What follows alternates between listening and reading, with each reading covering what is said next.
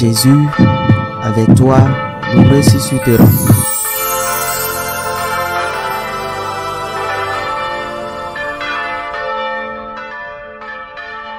En ce temps-là, Jésus disait à ses disciples, « Que votre cœur ne soit pas bouleversé.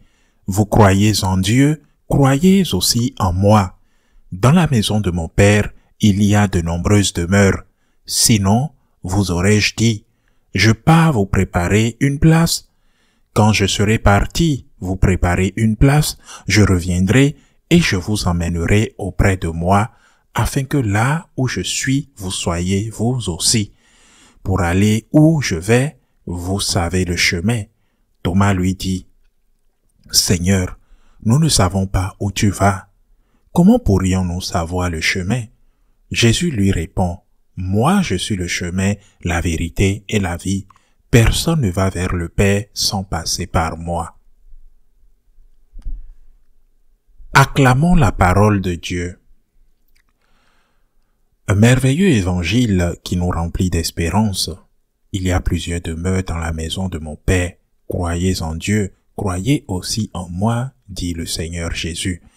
Il y a la vie éternelle, il y a la résurrection des morts, il y a la résurrection de la chair, il y a la vie éternelle. Ceux qui sont morts ne mourront pas pour toujours, et nous qui sommes encore en vie, dit saint Paul dans la lettre aux Thessaloniciens, nous ne surpasserons pas les morts. Quand notre heure viendra, nous les rejoindrons, et si nous avons vécu avec Dieu, nous ressusciterons avec Dieu. C'est pourquoi cette merveilleuse nouvelle de la vie éternelle mérite d'être appelée la bonne nouvelle. Et c'est ce que signifie le mot évangile, la bonne nouvelle. Nous ne devons jamais cesser de proclamer cela, d'y croire, de vivre en accord avec elle, et de ne pas dire autre chose que proclamer cette bonne nouvelle, de croire qu'il y a une vie éternelle, de vivre en accord avec elle, car si nous vivons avec le Christ, nous régnerons avec le Christ, c'est-à-dire que si nous sommes dans la grâce, nous ressusciterons à la vie éternelle avec Dieu, et si nous ne sommes pas dans la grâce à l'heure de notre mort, nous ressusciterons à la vie avec le diable. Et à quoi servirait-il à un homme de gagner le monde entier s'il perdait son âme? Nous devons croire, nous devons vivre selon cette nouvelle, nous devons la proclamer. Nous vivons dans un monde qui a perdu espoir.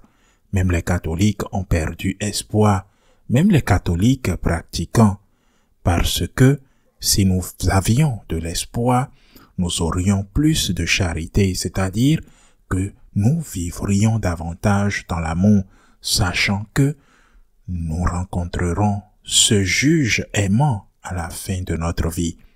Il y a vie éternelle, c'est la meilleure nouvelle que l'humanité ait jamais reçue. Il y a vie éternelle, il y a résurrection. Mais il y a ensuite la question que l'apôtre saint Thomas pose avec cette apparence d'inutilité de la question. Mais en fait, poser une question est une bonne chose. On pose une question pour comprendre. Alors, il pose la question pour pouvoir comprendre. Mais en la posant, il a permis à Jésus de donner une réponse extraordinaire. Voici la question.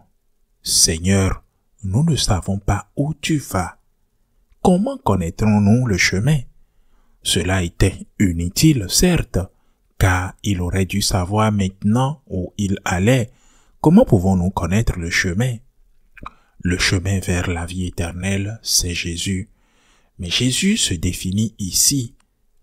Une des rares fois où il parle de lui-même, « Je suis le chemin, la vérité et la vie ». Il ne dit pas « Je suis un chemin ». Il dit « Je suis le chemin ». Un chemin, pas un chemin parmi tant d'autres. Nous avons assez de chemins. Mais il dit « Je suis le chemin ». Le chemin, le seul chemin. Nous ne pouvons pas trouver le salut avec d'autres chemins, mais nous ne pouvons que trouver le salut avec le seul chemin qui n'est autre chose que le Christ, qui n'est autre personne que le Christ. Le Christ est le sauveur universel. Le Christ est le seul chemin. Mais il ne dit pas « je suis une vérité » ou « j'ai ma vérité ». Il dit « je suis la vérité ». La plénitude de la vérité, c'est le Christ. C'est une personne. Et pour la première fois, la vérité n'est pas une idée. Ce n'est pas quelque chose. Ce n'est pas quelque chose sur lequel on peut discuter ou se mettre d'accord. Décidons quelle est la vérité. Non, pas du tout. Nous parlons, nous discutons. Tu cèdes, je cède, pour voir si nous arrivons à une vérité. À la vérité, le Christ est une personne. Cette personne est la vérité. Une personne tout entière à la personne du Christ.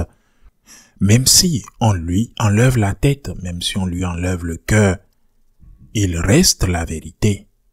Le Christ est la personne de la vérité, l'incarnation même de la vérité.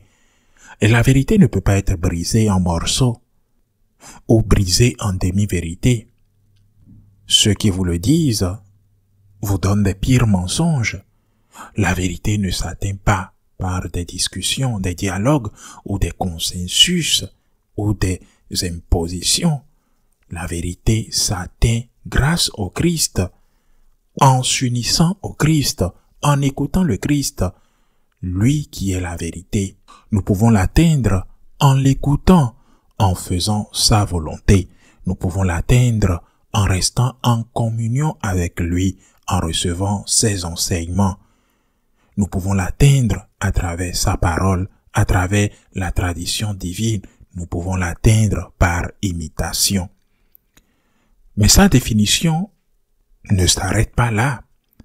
Je suis le chemin, la vérité et la vie. Tout comme il ne dit pas « je suis un chemin, une vérité », il ne dit pas non plus « je suis une vie », mais il dit « je suis la vie », la plénitude de la vie. Il ne parle pas de bonheur. Je ne sais pas si c'est un concept utilisé. Alors personnellement, je ne l'aime pas beaucoup parce qu'il est tellement manipulé qu'en fin de compte, pour certains, le bonheur, c'est prendre de la drogue tout le temps ou avoir des relations sexuelles ou voyager ou manger. Le bonheur, c'est la vie et la vie, c'est le vrai bonheur. La vie, c'est de vivre avec le Christ, vivre dans le Christ. C'est ce qui nous donne la paix. La vie, c'est être avec le Seigneur et avoir la paix du Christ ressuscité qui la donne quand il apparaît en disant « La paix soit avec vous ». Et maintenant, regardons ces trois définitions ensemble. Je suis le chemin, la vérité et la vie. Car nous pourrions les mettre ensemble. Je suis le chemin qui, par la vérité, vous conduit à la vie. Il ne peut y avoir de chemin sans Christ, c'est-à-dire qu'il ne peut y avoir de chemin sans vérité. Un chemin sans vérité ne nous conduit pas à la vie. Le chemin, c'est Jésus, qui est la vérité, qui nous conduit à la vie. Si nous enlevons la vérité, ce qui est le grand débat aujourd'hui, et peut-être l'a-t-il toujours été, qu'allons-nous faire? À qui irions-nous? Si le Christ, si Jésus a la vérité, si Jésus est la vérité, à qui irions-nous? Aujourd'hui, et peut-être cela a toujours été le cas, il y a assez d'hérésie. Si nous enlevons la vérité, le chemin ne nous conduit pas à la vie. Nous ne pouvons pas atteindre la vie sans vérité, sans le Christ. L'union entre le chemin et la vie est la vérité. Il ne peut y avoir de vérité sans amour, car le Christ est aussi la plénitude de l'amour. Mais le véritable amour passe par la vérité avec l'amour et l'amour avec la vérité. Ainsi soit-il.